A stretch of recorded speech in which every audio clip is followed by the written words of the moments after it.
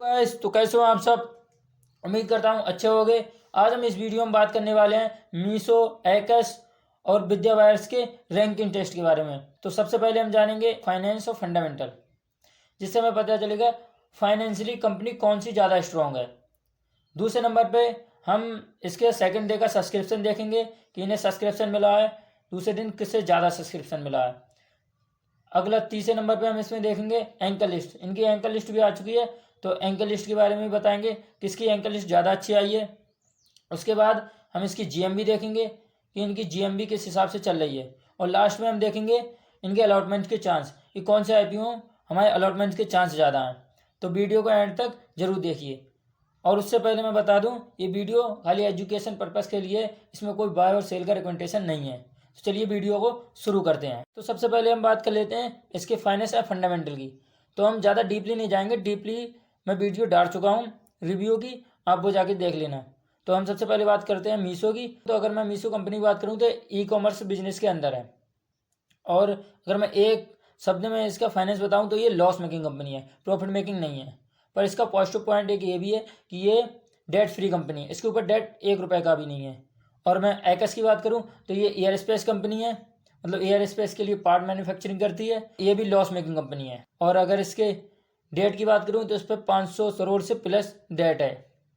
और third number में विद्या wires की बात करूं तो ये प्रॉफिट मेकिंग कंपनी है, और ये एल्यूमिनियम और कॉपर के वायर्स बनाती है।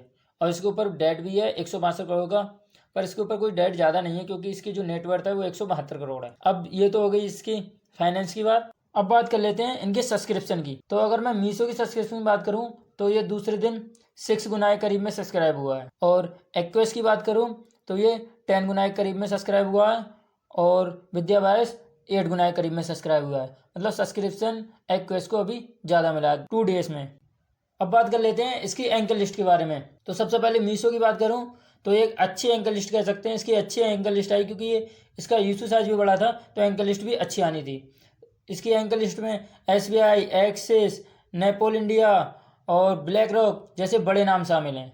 और उसके बाद में अगर मैं बात करूँ एक्वेस की तो उसमें की भी अच्छी आई है, एसबीआई, एक्सिस और भी बड़े नाम शामिल है, उसमें भी ब्लैक रॉक भी है। और अगर मैं बात करूं विद्या बायर्स की तो इसकी भी एंकर लिस्ट अच्छी है। इसके इशू साइज, छोटे इशू साइज को देखते हुए फिलहाल उतनी बाव नहीं कह सकते हैं, ओके ओके एंकर लिस्ट है। तो ये हो गई इसकी एंकर लिस्ट की बात।